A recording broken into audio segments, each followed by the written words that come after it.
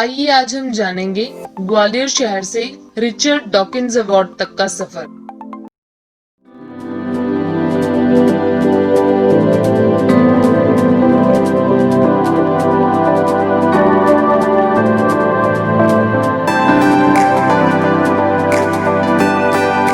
नमस्कार दोस्तों, स्वागत है आपका हमारे चैनल इंस्पायरिंग नैरेटिव में।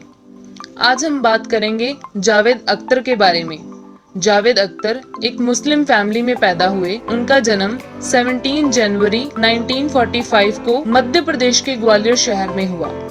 उनके पिता जानिसार अख्तर जो कि एक लिरिसिस्ट और उर्दू पोएट थे। जावेद अख्तर को पहले जादू के नाम से भी जाना जाता था। ये नाम उनके पिता द्वारा लिखी गई कविता लम्हा लम्हा किसी जादू का फसाना होगा में से ली गई थी। उनकी माता एक टीचर थी। उनकी फैमिली में इनके बड़े भाई और इनके दादा सभी पोइटर और राइटर थे। पहले के समय में पोइटर और राइटर को रिस्पेक्ट तो दी जाती थी, पर उनकी फाइनेंशियल कंडीशन ठीक नहीं होती थी। उनके घर में उनके दो भाई सलमान अख्तर, शाहिद अख्तर और बहनें उनीजा अख्तर और अलबीना हैं। बचपन में ही उनकी मां के गुजर जाने के बाद उनके पिता अपनी फैमिली को उतना टाइम नहीं दे पाए और अपने काम में ही व्यस्त रहने लगे। इसी तरह जावेद अख्तर का बचपन ज्यादातर रिश्तेदारों और बुजुर्गों के साथ ही बीता।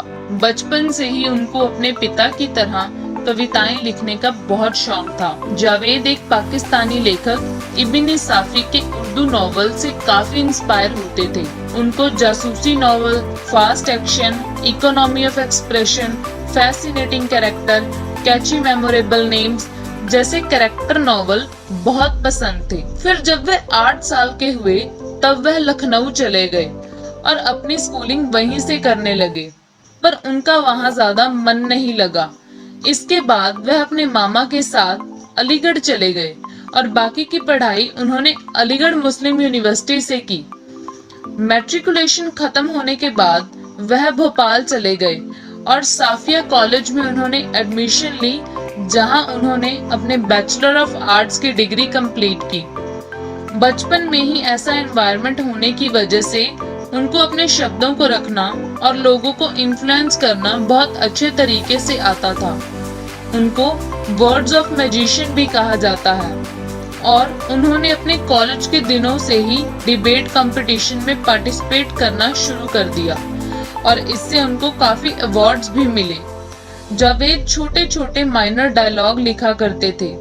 उस समय के स्क्रीन राइटर को इतना ज्यादा बढ़ावा नहीं दिया जाता था। वह जिंदगी में कुछ बड़ा करना चाहते थे, वो इसमें बदलाव लेकर आना चाहते थे, पर उस समय उनकी फाइनेंशियल कंडीशन ठीक नहीं थी। पर वे अपने ड्रीम्स को पूरा करने के लिए मुंबई पहुंचे। जब उन्होंने अपने करियर की शुरुआत की तब वह मात्र 19 साल के थे। उस समय उनको कई स्ट्रगल का सामना करना पड़ा। कई बार खाने को भी नसीब नहीं होता था और रहने के लिए जगह भी नहीं मिलती थी। जावेद के लिए बॉलीवुड में करियर बनाना आसान नहीं था।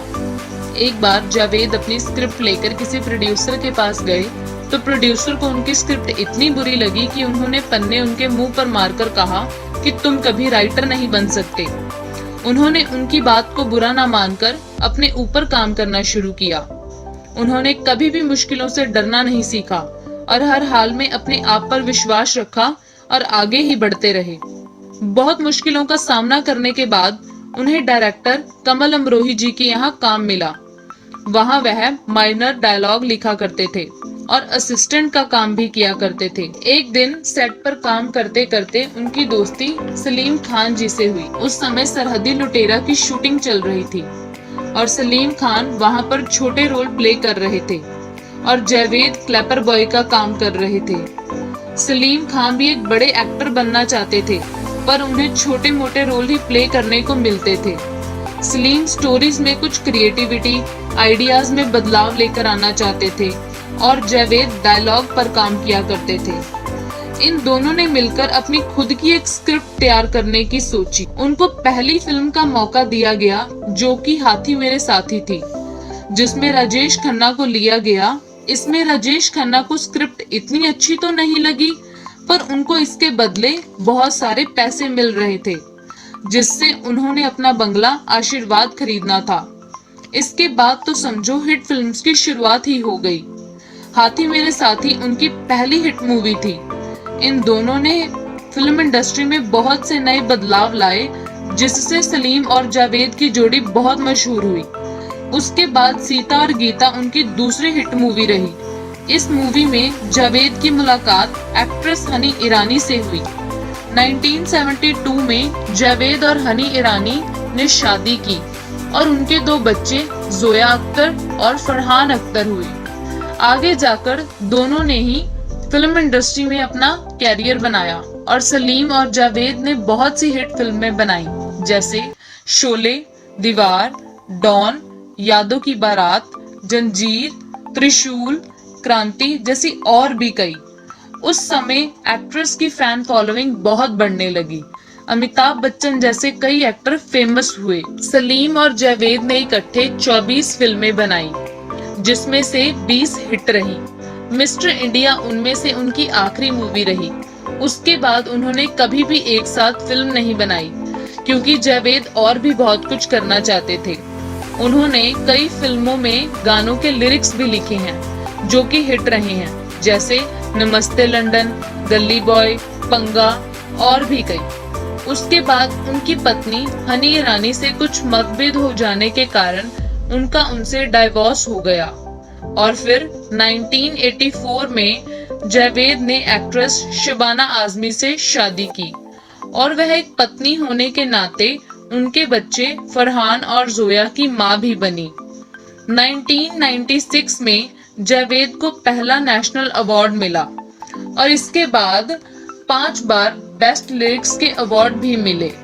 फिर 1999 में पद्मश्री, पद्म भूषण और 2009 में संसद के उचित राज्यसभा के लिए भी नियुक्त किया गया और 2013 में साहित्य अवार्ड और अब 2020 में रिचर्ड डॉकिंस अवार्ड से भी सम्मानित किया जाने वाला है। इस पुरस्कार को पाने वाले वह पहले भारतीय हैं जिन्होंने अपनी एक अलग पहचान बनाई है। रिचर्ड डॉकिंस अवार्ड की शुरुआत 2003 में ऑक्सफोर्ड यूनिवर्सिटी से हुई, जो साइंस ऑफ पब्लिक अंडरस्टैंडिंग के प्रोफेसर रिचर्ड डॉकिंस के नाम से शुरू हुई। और अगर आप रिचर्ड डॉकिन अवार्ड के बारे में और भी जानकारी जानना चाहते हैं तो हमें कमेंट करें, हम इस पर एक सेपरेट वीडियो लेकर आएंगे। रिचर्ड डॉकिन अवार्ड ऐसे व्यक्तियों को दिया जाता है जो रिसर्च, विज्ञान, शिक्षा या मनोरंजन के क्षेत्र से ताल्लुकात रखते हों और इस पुरस्कार को पाने वाले वह जावेद अख्तर पहले भारतीय हैं। उनके जीवन में यह उपलब्धि तक का सफर बहुत ही संघर्षशील रहा। हमें उनके जीवन से यह प्रेरणा लेनी चाहिए कि मुश्किल की चिंता न करते हुए हमें अपने आप पर विश्वास रखकर अपने कर्म करते रहने चाहिए और फल की आशा नहीं रखनी चाहिए, क्योंकि अगर हम फल की आस में रहेंगे तो कर्म नहीं कर पाएंगे।